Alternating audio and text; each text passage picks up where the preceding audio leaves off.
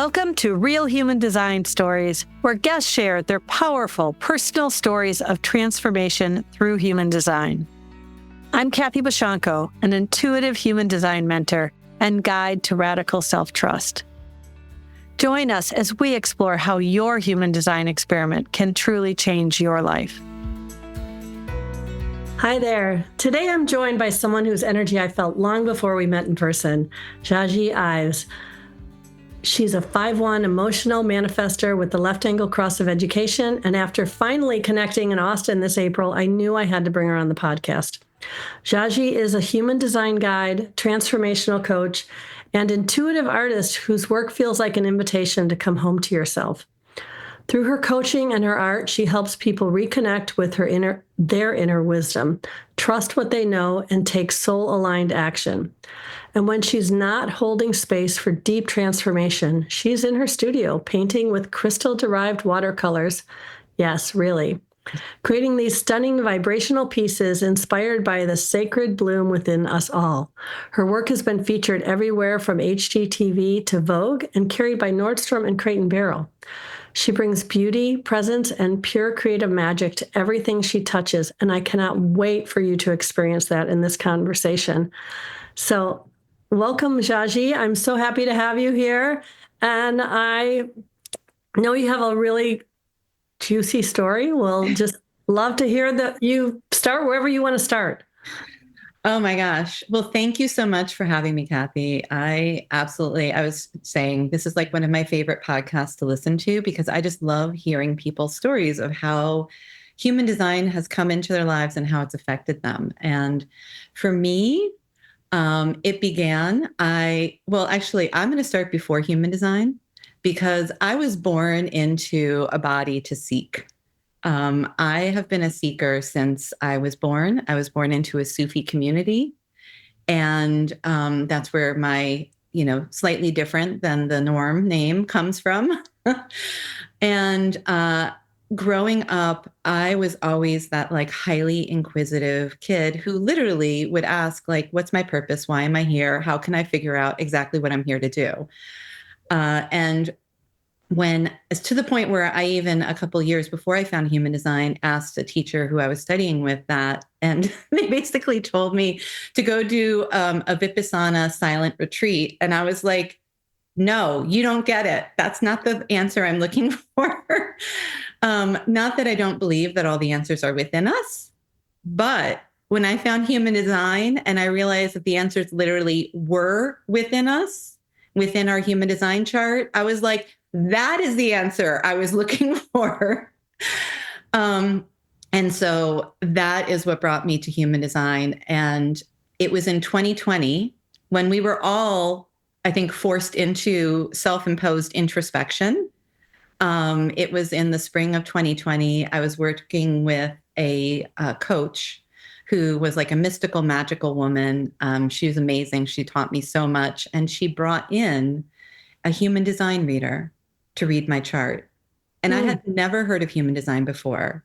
I had studied astrology. I had a little bit of knowledge of the I Ching. I knew the chakra system from my years of yoga practice. I knew the Kabbalah because I'd studied that a little. Like I said, I'm a 5/1, so 1, and I'm a 48, double 48 on my Pluto. So I'm like born to seek. Yeah. And so, but when this woman came into the room and started showing me, first of all, the body graph, which I was like, what is this wizardry? Why does this look kind of like a person, but with all these lines and dots, and what does it all mean? And she started to read my chart for me. And she had asked me at the beginning, like, do you want to tell me anything about yourself? Because I'd never met her before. Or do you just want me to tell you what I see?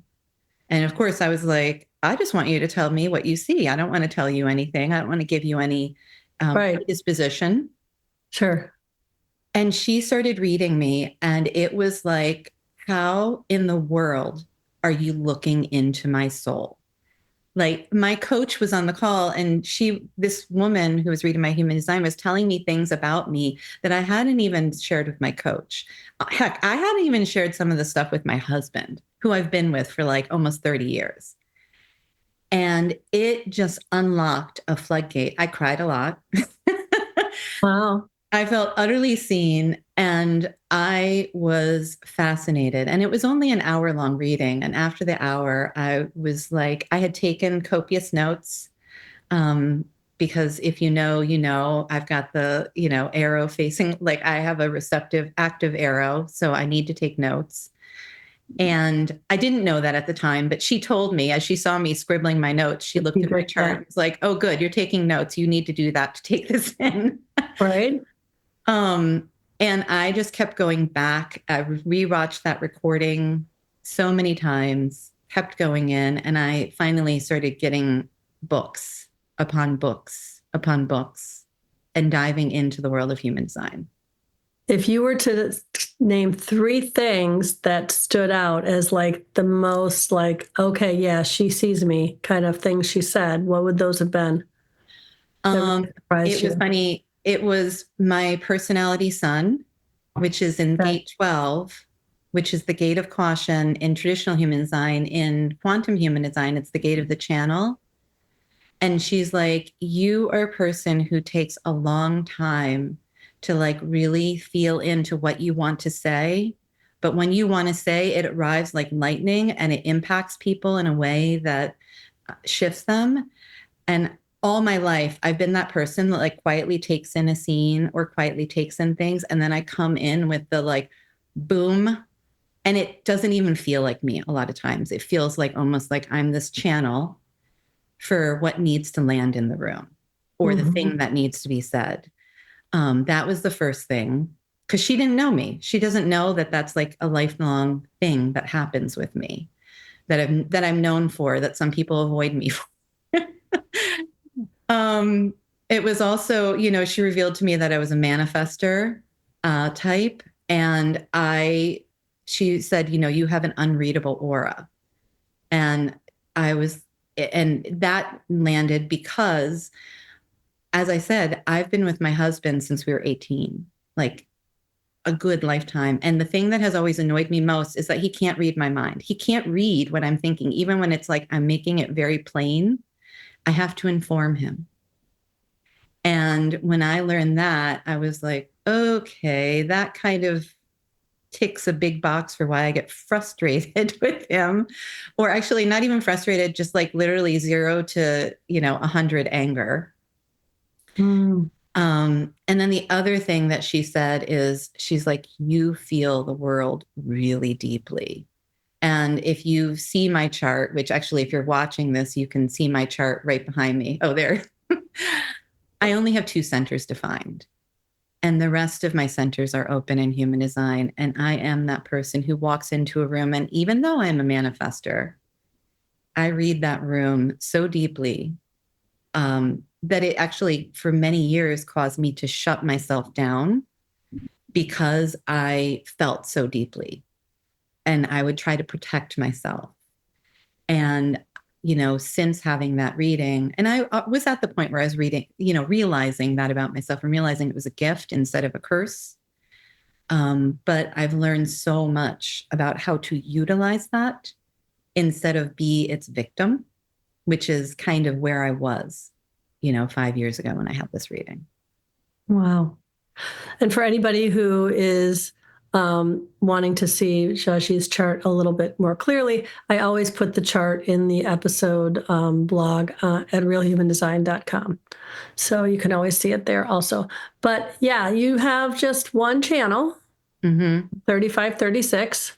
Yeah. Which we've all been feeling a lot, not right now, but over the last, 6 months, year, I don't know. It seems like that channel has been activated off and on. I'm sorry. So much. And tell me about that channel. Like, what's been your experience of living life pretty much as that channel? Yeah. I will say that I'm probably a lot better at navigating that channel than most because I've been navigating it for my entire life, as you said. It is, I like to call it like the leap of faith channel.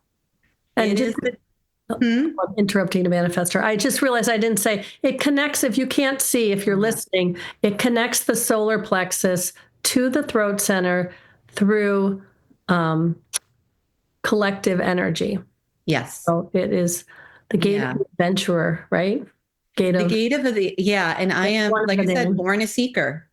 Born Yes. a seeker. And I am that person. I always joke with my husband, like, if there's a trip, and count me in.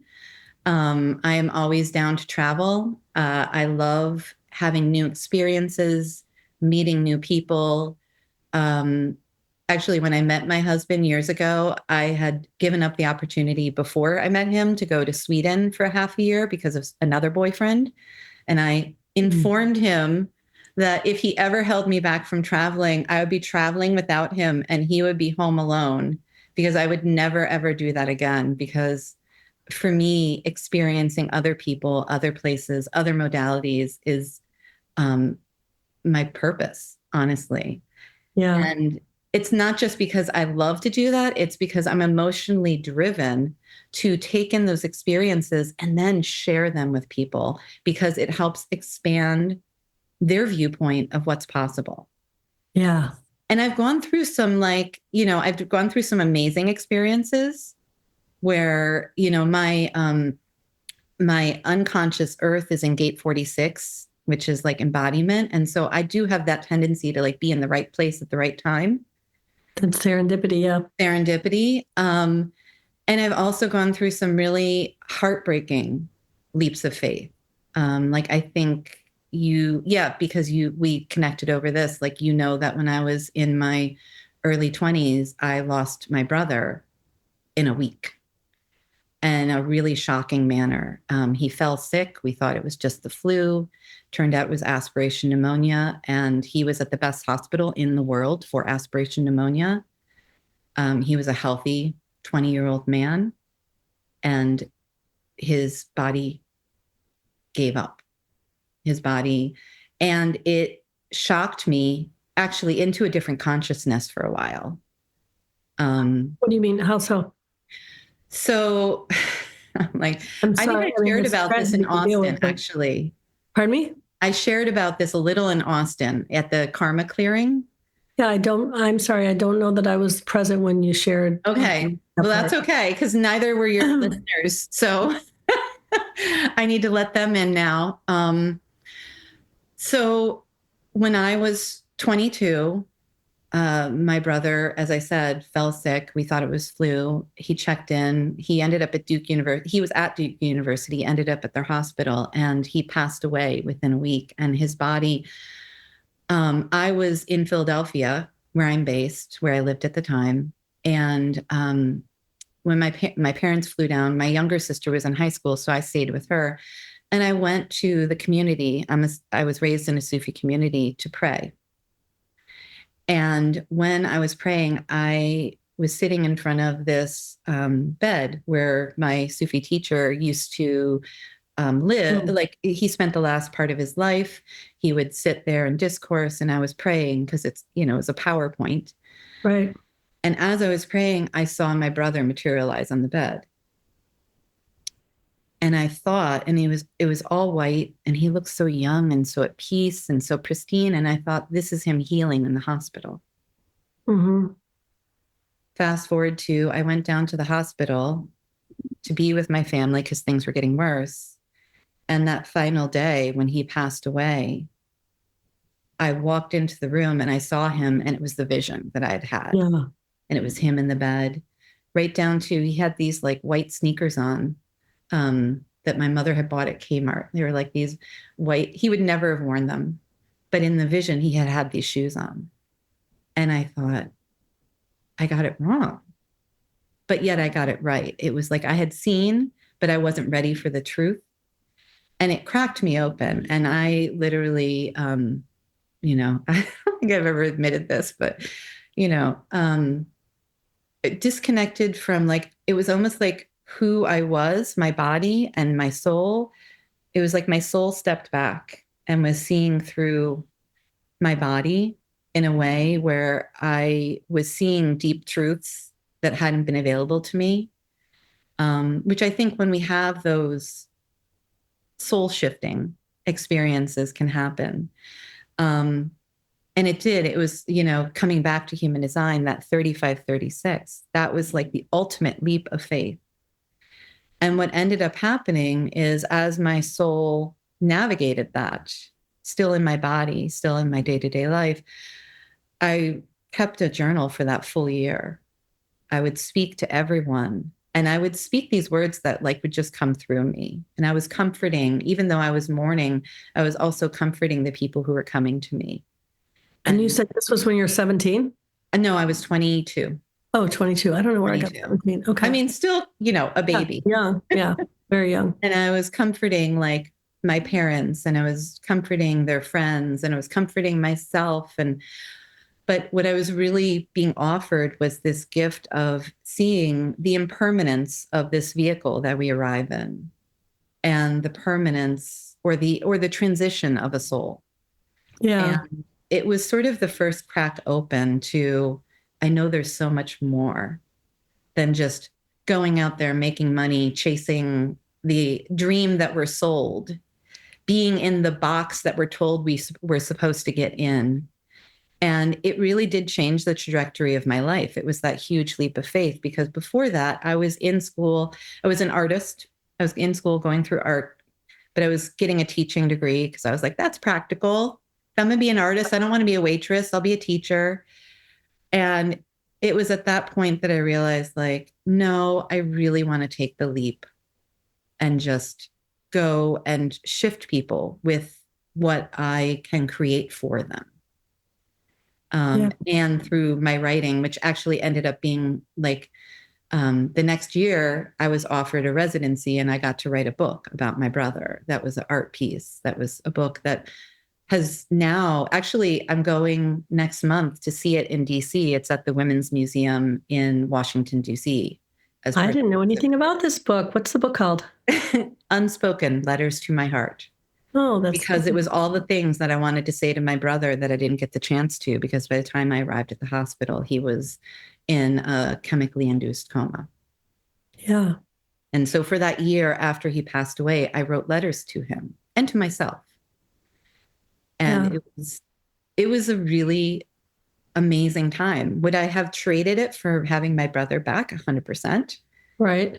And yet it was the voyage, the leap that I had been offered, and I took it, and I haven't looked back. And that was one of the biggest leaps that I've made, but it sort of made it easier every time I've come to, and there's been other times in my life, that's the biggest one, that I've had to take those leaps of faith. Like, I don't know how this is going to turn out, but on the other side of this is something that I'm supposed to be doing. I mean, the latest leap of faith I took was closing down my business of 15 years that I had built because I knew in my body it wasn't aligned anymore.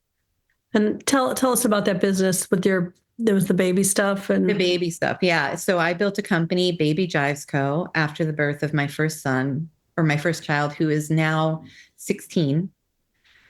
And I built it from, a mom with a sewing machine at nap time, making these mobiles that were art pieces because I was an artist. And I was like, there's no way in heck I'm putting blinking lights and, cutesy animals. So I made art pieces for children. And in true manifestor style, like 16 years ago when I started doing this, it was the market for children and babies was all like cutesy cartoons, Winnie the Pooh. Now we expect an elegant nursery. We expect our kids to have our taste. But back then it was, revolutionary. And so I started that as a company and grew it until like adding pieces. I would go through these. Now I realized they were creative urges. I would literally like download what needed to come in, inform everyone that I was going to disappear into my studio for a week or two, and then push out an entire body of work and then release it. I did that for 14 years. And at the end, I was working with Nordstrom, Crate and Barrel. I'd been featured, like you said, on, HGTV, all these places. And it just felt empty to me. It was like the spark was gone and had been for a while. And I kept coming back to, but I've put so much work in this. how can I let this go? But my body was literally like, I have no energy for this. With a manifestor, when a creative urge, when the energy is gone for all of us, and no matter what Right. type, we just can't force it. Yeah. And I had that human design reading at the time when I was forcing it. And that was honestly one of the pivotal moments where, and everybody kept telling me, people love to give manifestors advice, and manifestors get so angry. And everybody was like, why would you close this? It's successful. Why don't you sell it? And I tried with a few, and it just kept falling through.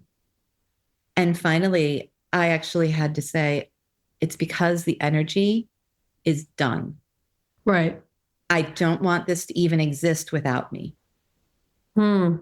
And that was the biggest thing. It was like, that was the final truth that I needed to hear from myself, was I don't even want this to exist without me. I want it to be done. Yeah. And that's when I cut it. And that was actually almost 2 years ago today that I finally closed the doors, because it took me like 4 years it took two years to finally basically work up the gall to inform everyone, that's your idea, great. And my truth is my truth. And that's what I choose. And so, had you already gotten a spark for a new creative urge at that point, or did you have to completely end that? Hey, just popping in for a quick sec. I know we're deep in conversation, but if you're feeling called to dive deeper into your human design experiment, I'm here to guide you. Whether it's a personalized reading or one-on-one mentorship, let's explore the next steps towards radical self-trust together. Visit kathybochonko.com to learn more. All right, back to the conversation. There's so much more to explore. And my truth is my truth, and that's what I choose. And so, had you already gotten a spark for a new creative urge at that point, or did you have to completely end that before the new spark came? So the interesting thing was, as I was making the decision to finally end Baby Jives Co., which was my company, I was getting new sparks of creative urges, little mini ones in my studio, but they were like little blips, like a little mini creative urge, a little this, that, and the other. And as I was closing Baby Jives Co., I inadvertently joined what I thought was a human design membership, where I was just going to learn a little bit, because it still was like I had been diving into it all this time. And turns out that it was a full-blown course. And I just started devouring it. And it was like human design was my new creative urge, going in and learning everything. And that's when I started signing up for courses.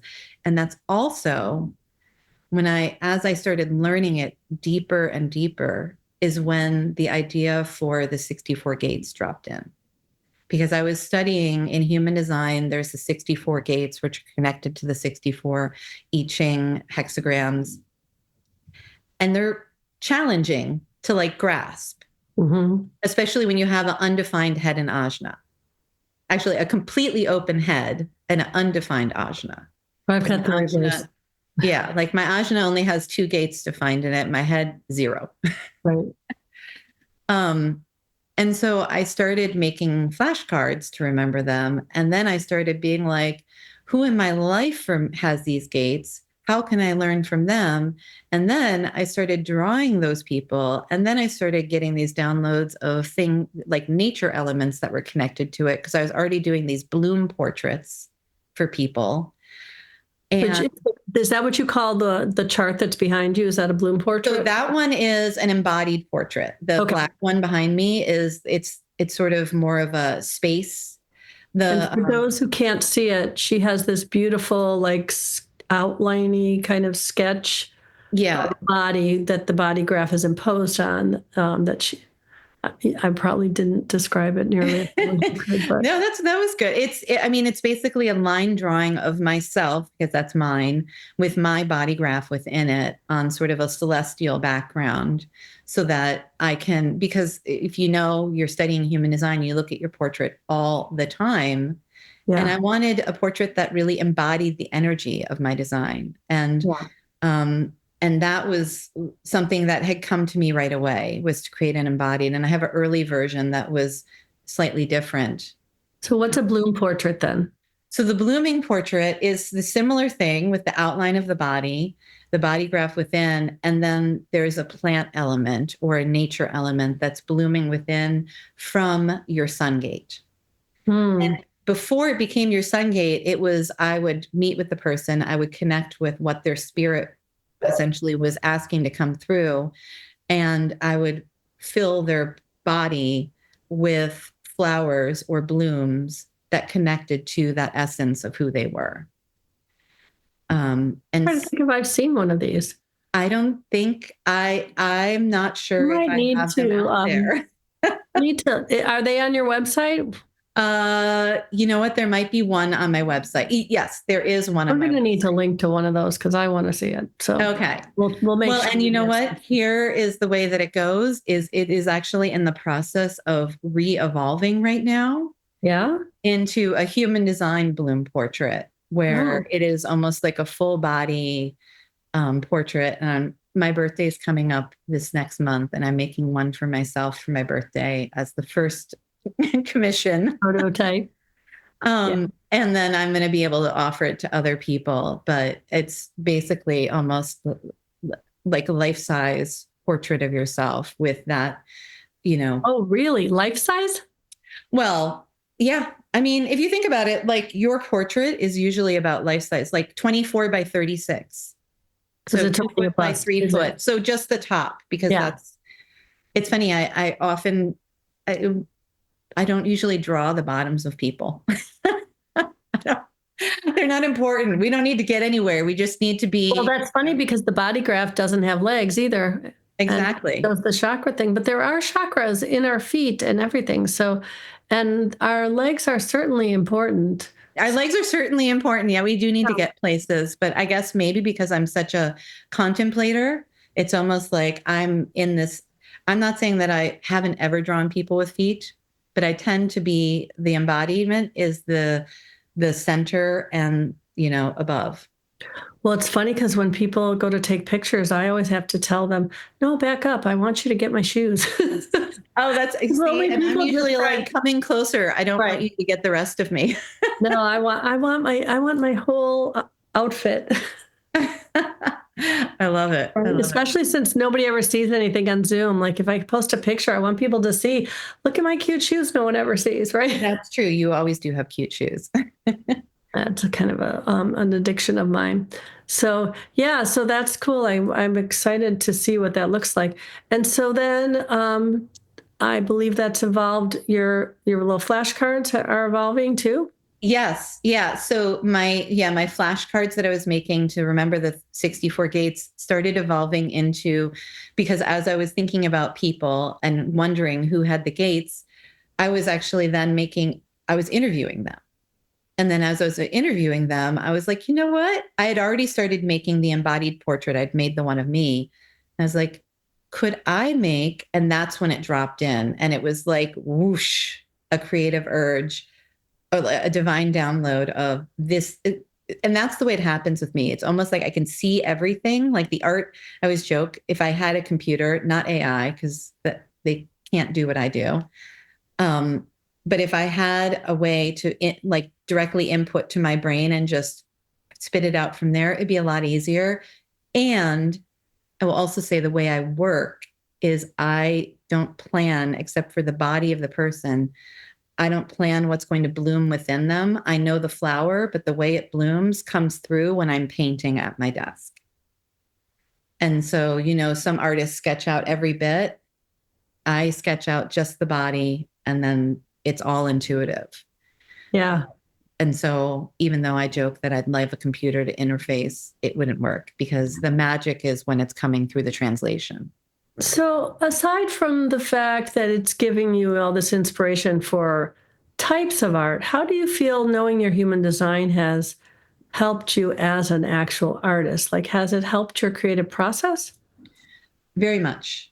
I would say, because before I used to try to structure myself in a way, here's the thing. I was actually just talking to a friend who is a teacher like teaches artists how to be artists, like, how to make art business. And I was telling her how when I discovered I was a manifester, it was like this relief for me because 70% of the world is like show up daily, all the daily challenges where people are like, we're going to make 30 drawings, one every day for a month. I would always try those challenges. I would last for about 3 days. And I would get so angry and so exhausted trying to push myself that I would just quit, or I get distracted, like something would trigger and I'd just go off on my own tangent. The creative urge would take me. And understanding that I am here to really follow those urges, which are almost like it's when I'm in an urge, I don't want to eat. I don't want to talk to you. I don't want to even, like, I barely want to stop and make dinner for my kids. Like, there's, times when I'm like, go make yourself some microwave popcorn and grab some cut veggies and pick a protein. I'll be out in 3 hours. Right. Thankfully my kids are teens now and they can do that. But when they were little, I would get so angry having to stop. But here's the thing. It's like, so this 64 gates deck that I've been doing, which actually I have part of it here, which you can't see this if you're, on the podcast, but I have these cards. These are the prototypes for the embodied 64 gates that I've been doing. They've been dropping it. There's 64 of them. Mm-hmm. Each one is an interview, a photo shoot, of this, like an article. It's so many steps. But I go in batches of, I'll collect people. It sounds terrible, but like collect people's portraits. And then all of a sudden the energy will come in and I'll sit at my desk and I'll just bang out 10 of them. And I'm actually, just the other day I was prepping because I can, like, it's almost like I can feel it coming. Mm-hmm. And then those 10 artworks will be made. And then I have to write the contemplations for them because there's writing and contemplation that goes with it. And sometimes that won't come in right after. And if I try to force it, like you said, the energy is not there. Right. And so that was the big part for me as an artist, is learning to honor where my energy wanted to flow and how it wanted to flow. And you're using specific people to inspire the cards based on them having the full channel. Yes. Of whatever gate. So they'll have, like, for example, right now we're in the 2034. So I don't have the 2434 yet, but there's the 32 54. That's so the same person, two different representations of that energy. Okay. So, and I think when we were in Austin, you were talking to some people about doing things. I don't want to mention names in case they didn't work, but I would love to name drop if anybody is. Those are the pictures on the table currently. Yeah. Chetan Parkin and Kerala Eastwood, and also Shabala, who you just had on your podcast. Yeah. I took photos of all three of them. Shabala is actually the 2034. Okay. That's odd. So I wondered have you started that one yet? I have it up on my desk. And that's the thing. We came back from Austin over a month ago, and I came in, made all the drawings, and then all of a sudden the energy sort of went, and I was like, okay, I'm just going to put these here. Right. Trust that when it's time, it comes back in. Yeah. And just yesterday, like Chetan, because for me, it's what is the element, the nature element that's going to come in. And for him, it came in yesterday because he's the 4323. It's the iris, which is the divine messenger. And also in my garden right now, all of my irises are blooming. My daughter loves irises. Each gate, each channel has a nature element that comes in and that relates to the theme of that gate. And then I also write a contemplation, like a little mini poem so it's all woven together. It's like this. Yeah. I'm so excited for these, to come out. And I know that probably feels sometimes when people say that, might feel like pressure to get it done. But I'm assuming the process is really enjoyable. The process is really enjoyable. And I will say that I'm not going to say the date because I have set a date for myself for the final, like for actually finally releasing these. And it's going to be in 2025. That's all I'm going to say. Oh, good. Because because I know that I have my timeline in my head, but I've also checked this astrologically. I've checked this with my body, and my body's like, yes, we can do this. And I also want to leave space for that 35, 36, just in case something comes Get in a quick that I wasn't adventure expecting. in case you have to run off on an adventure that interrupts things, right? Yes, I have 2 adventures planned. Actually, I have 3 adventures planned. In the next couple months, I'm traveling for fun and work. That's like the thing I love to do. I'm teaching at 3 different retreats. Nice. Yeah, I was saying to my husband the other night, I was like, so my future plan is I love teaching. I love traveling. I love getting to know people. I'm a manifester, an initiator. Whenever I go there, I impact people in ways that I don't sometimes even recognize. So I'm a really good fire starter. And so retreats make so much sense for me because that is my wheelhouse. It's like, you want to come into a room with me and we're going to move some stuff and I'm going to send you home shifted. Yeah. Yeah. Now I don't know when I originally came into contact with you. I know it was in Karen's community somewhere, and I don't know whether it was in the business community, the Business by Design. Was that the first time, or had we met like on QHD calls or something forum? I feel like, did you take the family program? I didn't do that. I did Okay. the That was the first relationship thing I course, signed but up for with Karen was the I think family I think we didn't coaching. meet until Business by Design. Probably then. And then you and I connected more deeply in the Content by Design with Vicki Dixon. Yes. But I'd never met you in person until we met in Austin. And I feel like I sort of initiated you there to get there, right? Because You absolutely did. You invited me. You invited me to right? My Austin. story And I was invited me. like, this invitation is a yes. Right. Yeah. Sometimes people forget projectors invite people. That's another. Yeah. No, you 100% invited me to Austin. Yeah. I am so grateful for it. But you initiated that invitation by my story piqued your interest, and you're like, what is this? And then I was like, to totally come.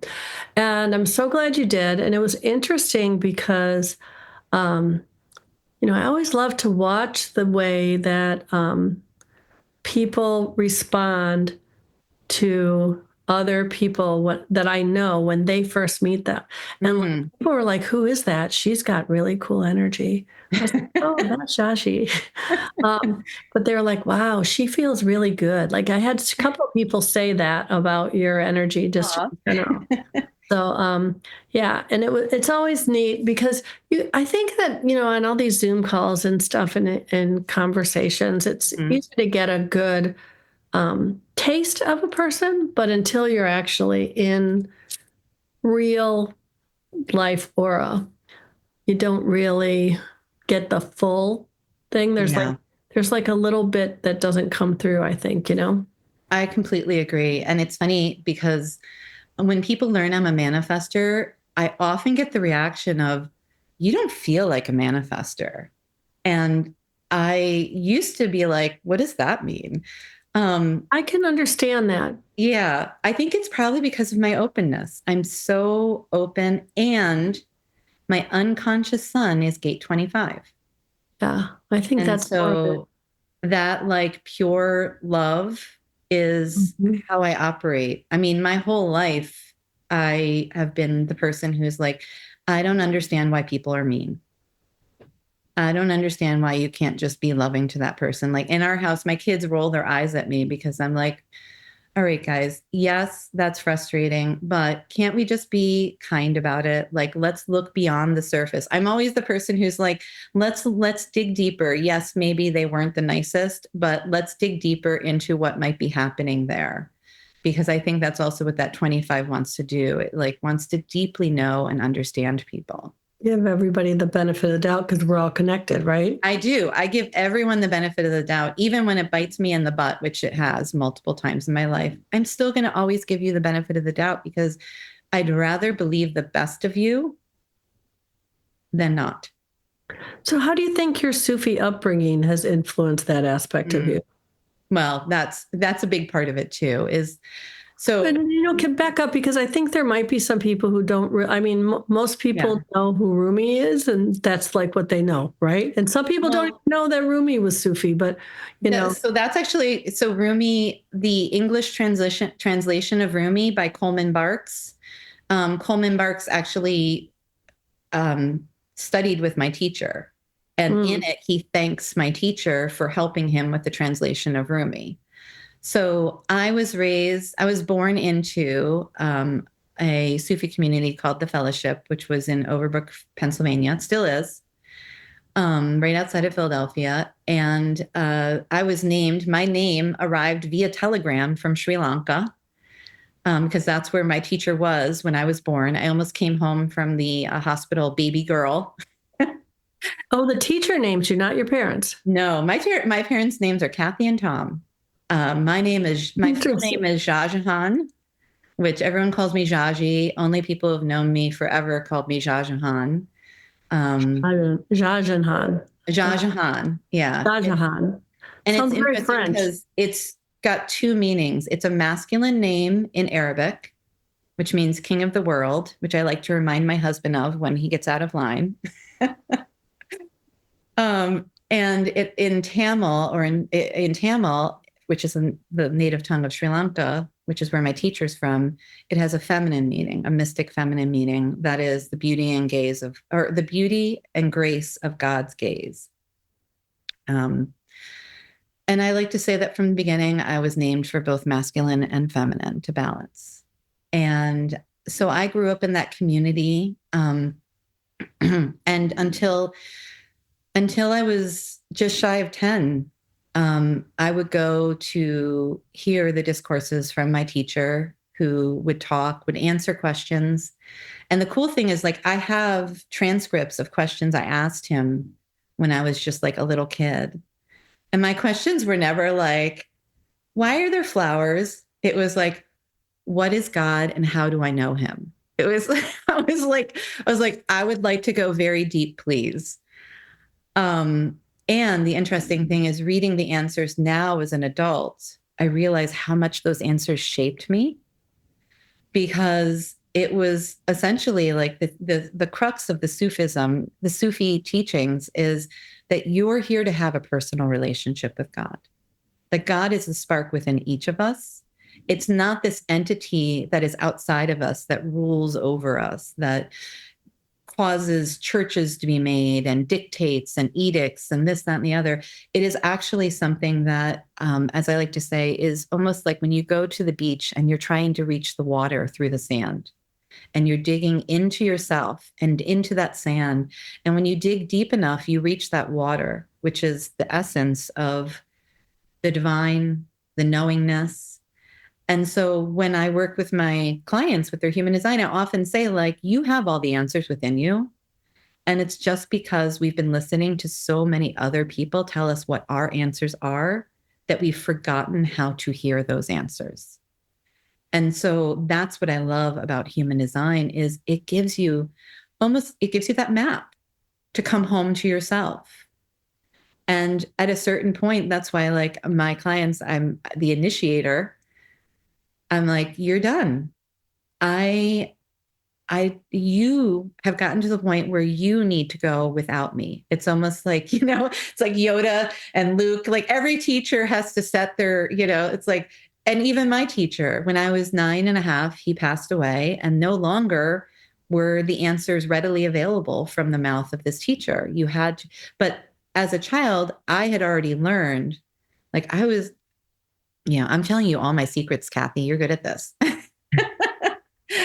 Well, we connect with and we have the 1333 because you're Yeah. 13. So You're we've really got that pulling up my channel of the alpha. 1333. Like we're really pulling there. Yeah. But I talked to God when I was little.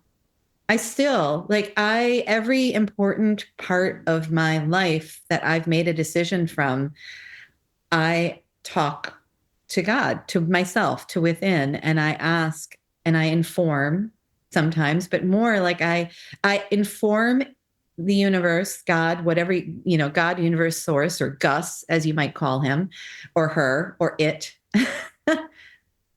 You have to make this really clear. I haven't heard that. I like that. Your Gus.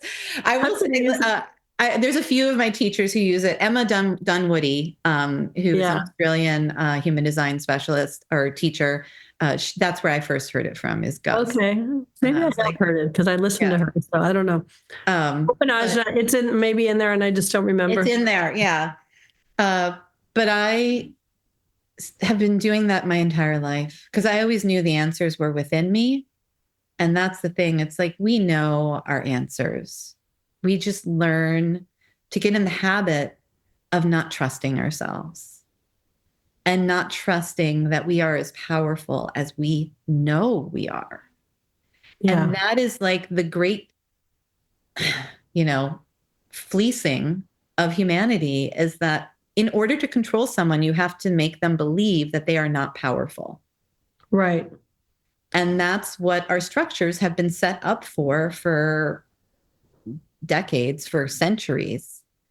And it's really interesting because you see that cracking now as we enter into this new age where the individual is valued as, I say often that we are here to become a radiant thread in the tapestry that is humanity. Because each individual thread, when they are true to themselves and to their gifts and to their beauty, we weave into the tapestry that is humanity in a way that if we were to dull ourselves or to cut ourselves in, or to make ourselves into anything less, it wouldn't be the same tapestry. It would be broken. It would be dull. It just wouldn't be the same. And so that's the process that we're going through. And it's really interesting out there right now because people are learning that, I think people are learning that it's not just okay, but it's necessary for us all to be exactly who we were born to be. And that requires those of us who might want someone to be a certain way to let go of our box and instead look at that person and trust that that person knows who they are better than you do. Yeah, that's been such a huge thing, at least for me personally. And I think just collectively that we're all being really asked to look at is, I use the hashtag radical self-trust because I think that is more important than any tool, like however you're doing it, it's all got to come back to, can I know and trust myself at my core? But what I realized a while ago was, if I'm going to do that, I have to allow you to do that as well, right? So especially in our closest relationships, that sometimes means saying, okay, I don't like this part of you, but it's part of you. And if you trust that part of you and you want that part of you, then I can't ask you to change that part of you. I have to decide if I want that part of you in my life, right? Or, if you're, and I think of it in for example, in my marriage, my husband is a very logical being. He's not he's not a spiritual seeker in a traditional sense. Sure, he has a deepness to him, and I don't want to in any way sound like I'm making him into anything bad, But there are times where we just don't, and the more that I want to do that, I realize it's me looking for some sort of recognition, Mm. Like some sort of connection that comes. And it's like, no, the more I try to get that, the more I'm trying to condition you to be like me, right? Yeah. And if you want to be like me, you'll be like me, right? If you want to be, but I also realize the option is not for me to become like him in that, Mm-hmm. right? And so many times we think that that's what it means to be in partnership, and Mm-mm. two shall become one, right? So we all be the black and white becomes gray in our minds. It doesn't. It's the yin and yang with those little dots, right? So my teacher actually, and sorry if I'm interrupting, but my No. teacher had a saying that marriage is two lumps of coal rubbing themselves together to reveal the diamond inside. Yeah. Oh, that's And I beautiful. think of that all the time. It's like, it's the All that friction. friction. It's the friction. And Right. it's the That's beautiful. dissimilarities. And it's like, my husband, like I said, we actually just celebrated our 25th wedding anniversary yesterday. Oh, happy anniversary. Thank you. And do you think that it's been 25 glorious years? There's been friction. I've been married 29 years. So there you go. And it's like, but I also see that looking back, it's like who I am becoming is a better person through our interactions. And like he's taught me patience, not because by virtue of him, he is a patient person, but it was literally the habits that I couldn't change in him that forced me to either be constantly angry with him or investigate, is this actually worth my anger? Is this actually someplace where I could learn patience? And so over the course of years, I've become extremely patient. And thank goodness, because my daughter is like cut from the same cloth, has the same defined will center. Oh. And both of them, it's like mine is open, mine is completely open. And we can't get into, there's nothing to hook onto, but I literally have to be like, is this worth my energy or not? And sometimes I'll go, Is your I'm sorry, I interrupted. No, go for it. A manifester. Is your husband interested in human design? He is. Okay. He is. I mean, he hasn't studied it himself, but he listens to me. What's his type? Projector. Ah, okay. Yeah. And so he define the sacral? He is, wait, sorry, what? Do you define the sacral together? We don't actually. Interesting. Which can be challenging when we need to get stuff done around the house. Right. We need to like pull in our Manny Gen daughter. Like, right. Can you please energize us so we can get this done? Yeah. Right. But he has been open to the invitation to learn what how he can operate better with his design. One of our biggest wins was when I first started learning about this. I realized, oh, I get angry every time he interrupts me when I'm soundboarding and saying, this is my problem. This is what I'm working through. And I'm working through it and informing him and I'm coming to my own conclusion. And then he, being the defined ajna projector, will jump in with the thing that's come in. And he has the 4323 as well. And so he'll have this divine insight for me. And he would used to just blurt it out. I would get so angry. And when I realized, if I just told him, you need to wait, like and so now when I come in, I say, I want to talk about something and I know you're going to have an insight, but I want you to wait until after I'm done and I'll invite you to share your insight. It's like 90% of our fights are gone. And now I don't even have to ask him that anymore. He just knows, wait until she's done talking and then you get your opening to share, because he gets the most brilliant. He usually has the missing key to, I solve 95% and then he's got the last 5%. And then it's like, oh my gosh, this is amazing. Yeah. Great. So that's been nice. And what's his profile? He is a 3-5. Oh, okay. Yeah. So he has to, and it used to drive me nuts that he always had to like do it himself. He's like, I have to experiment with this and figure it out. Right. I'd be like, come on, just take my word for it. I've already done the deep research and I already know what needs to be done. And so his 5 and my 5 would be battling out in my 1 and his 3. And now I'm like, and before I even knew human design, I had already learned Joe needs to just figure it out for himself. And then he'll come to me and he'll tell me, hey, you were right. And I'll be like, yeah, I know. I already did the research for weeks. Or sometimes he'll figure out, actually, what it's gotten to is I don't even do the research. I just know that if I put him on it, he's going to figure it out. Right. Yeah. So it's That's beautiful. great. Okay. So right now you mentioned a couple times clients. What kind of client work are you doing? How can people work with you besides obviously they can purchase your art? But what other kind of client work are you doing?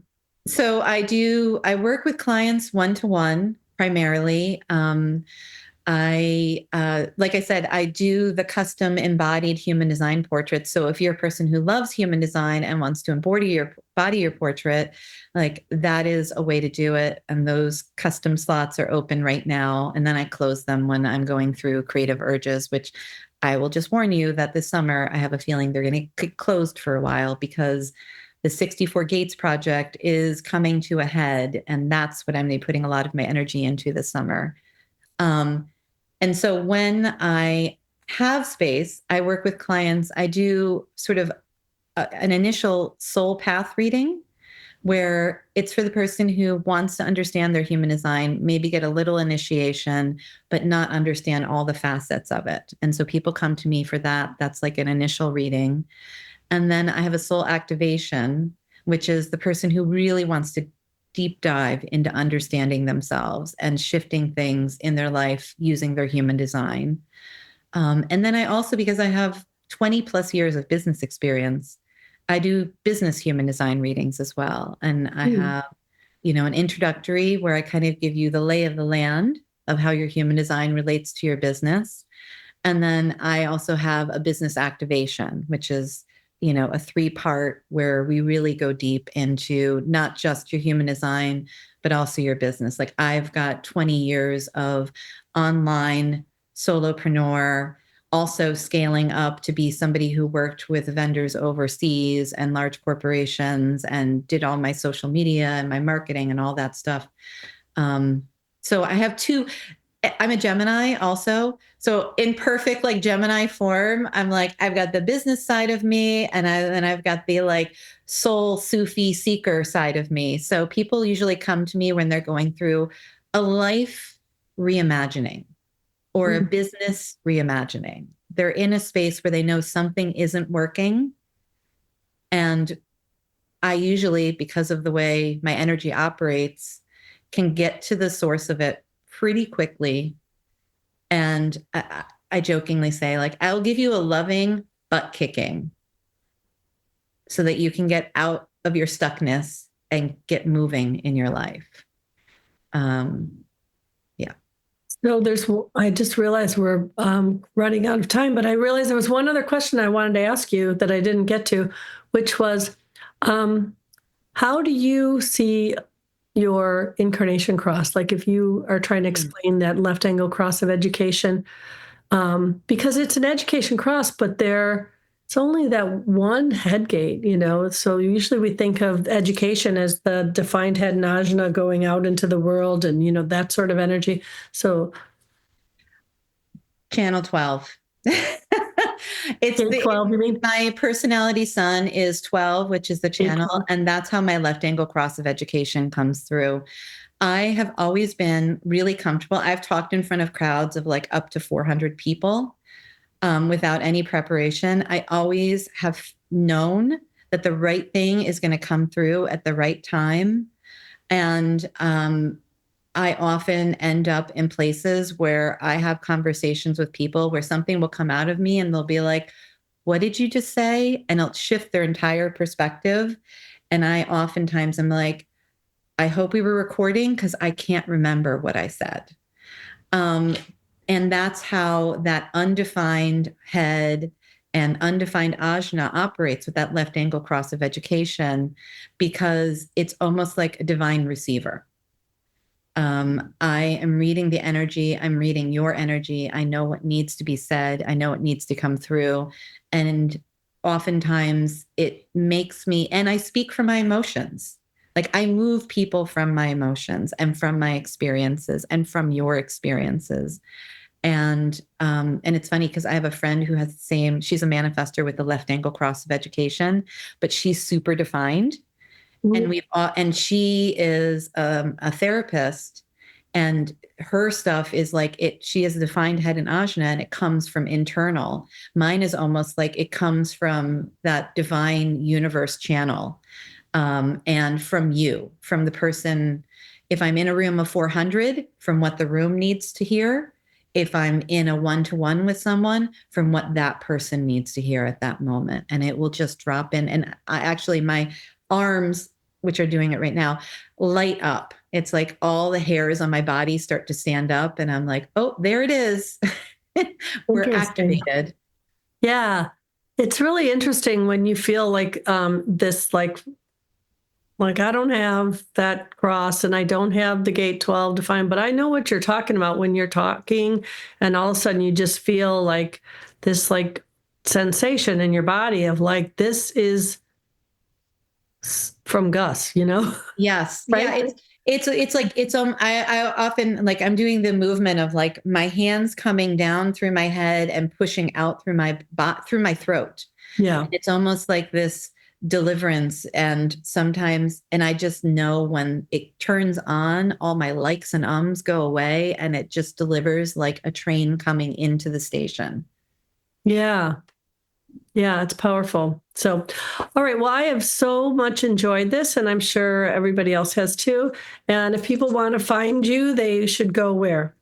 They should go to my website, which is my name, JahjeIves.com, which is JahjeIves.com. That's also my handle on Instagram. Those are the places that I'm most active. And I am the only person on my Instagram. I'm the only person. I'm the wizard behind the curtain. So Right. if you reach out to me through either of those channels, you're going to get me. Awesome. All right. Well, I've enjoyed this a lot, and I look forward to talking to you again soon. Thank you so much, Kathy. Peace out, everybody. Thanks for joining me for this episode of Real Human Design Stories. I hope these stories help you see how human design can reframe not only your own story, but also the stories you tell yourself about your relationships.